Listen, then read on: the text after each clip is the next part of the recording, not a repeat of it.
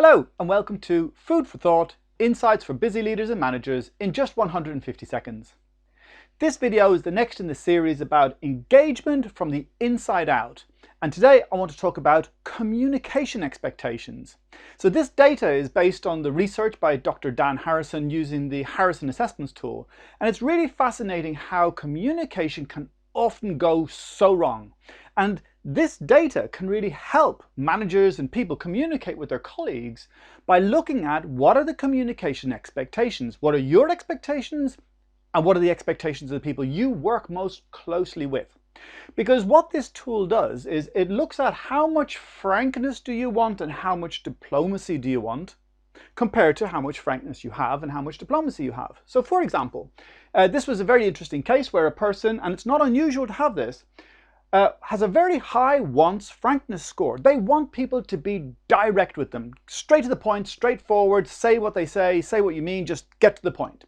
And they've got a very high need for that. But actually themselves, they're not that frank. They're actually, in fact, quite diplomatic. They say things very tactfully.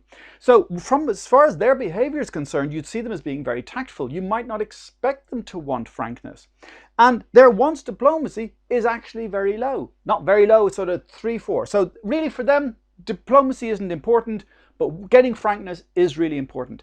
And this is really fascinating because when I coached this manager, we were able to discuss how he needs to communicate with a lot of the people he works closely with for them to be more frank with him, because they see him as very diplomatic and go, oh, you're very diplomatic, you probably want people to be diplomatic with you.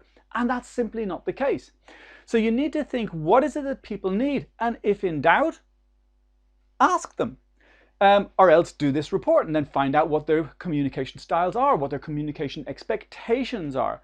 Because what we regularly find is that a lot of staff often want more frankness than they're actually being given by their manager. And yet a lot of managers are really concerned about being too frank with their people. But what's happening is they're often not communicating effectively.